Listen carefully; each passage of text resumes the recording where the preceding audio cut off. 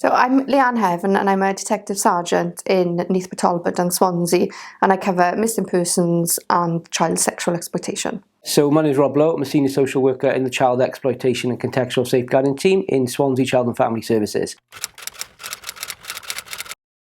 We think of missing as in, sometimes people think of someone's been abducted, and more often than not it's not that case. It's that we don't know the whereabouts of this person, which is the definition of a missing person. There might be a whole host of reasons why people go missing. I don't think children choose to go missing.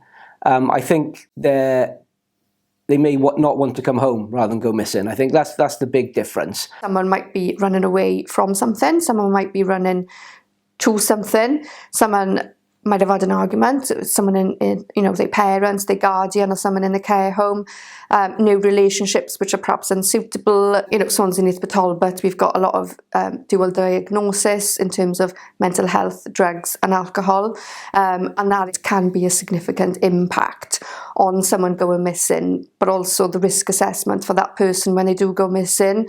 There's a lot of times where we might speak to the child later on when they do return safe, and they will say that they don't see themselves as actually missing because they know where they were. They are saying that they were safe, but because the police and lawful parents, guardians, care homes didn't know where they were, then we see them as missing because we can't get in contact with them. I think all children are equally vulnerable because we don't know the reasons behind why they want to go missing. It could be mental health, it could be substance misuse, it could just be a simple argument with mum or dad. But I think young people who are looked after do come with an extra set of vulnerabilities that young people who live with family maybe don't have. Children don't always see the risks that they are getting into, and that's why as police, social services and other partner agencies, we have a duty of care, and that's why we have to be the safe person for them and make the decisions in their best interest. Any young person who goes missing is at risk. They are vulnerable. They haven't got a safe adult around them to keep them safe and advise them around the decisions they're making. So any young person will become a priority with both social services and South Wales Police, and we'll pool all our resources and all our knowledge to best come up with a plan to locate them. And once they're located, then the support services that I have available to me will be put into place.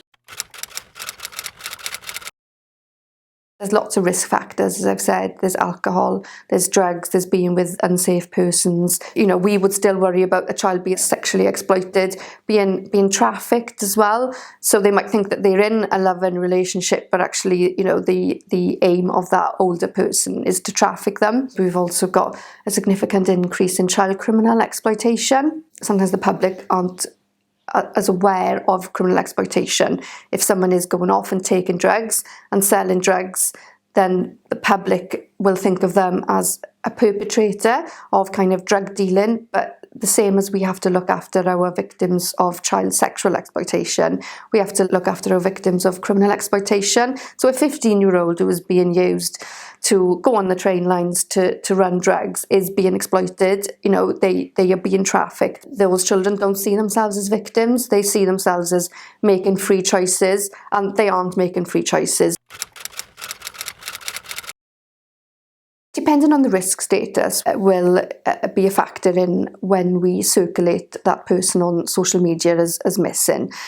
So if someone is deemed to be high risk, if there's significant risk factors and we think that they might be at risk of immediate harm, then we can put that out on social media straight away. We wouldn't just automatically post to social media without the full rationale as to why we do it. As I said, if there are other factors that we think that might make that person more at risk, then we would decide not to circulate them on social media. I mean, the safeguarding of the child will always override absolutely everything, and if we think that putting them on social media will be more risky, then we wouldn't do it.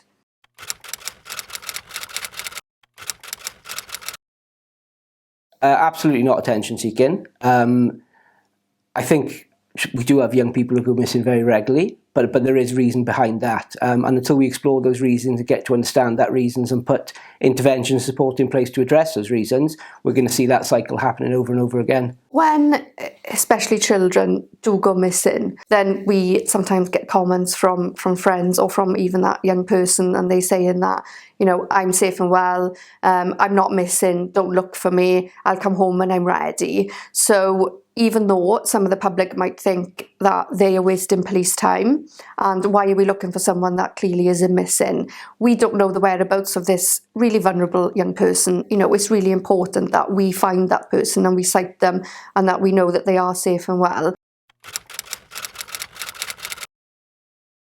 So it is massive partnership working for us in South Wales Police. We've got good links with our local authorities in terms of the risks around missing children and other vulnerabilities. So before that child is even circulated on social media, sometimes we will hold strategy meetings in relation to that missing child, and there'll be a range of partner agencies that are invited. So police will attend, we'll have local authority attend, social services. If the child is out the county, we will have the social services from that local authority that the child is under. We'll have the care home attend. We'll have any drugs, alcohol workers, any youth justice services, education, health. And it's, you know, a joint effort with all of us to find this child, but also when this child is found, that often isn't just the end of it. Very much supporting that young person, that they receive any medical intervention and also preventative measures to try and prevent that young person going missing again.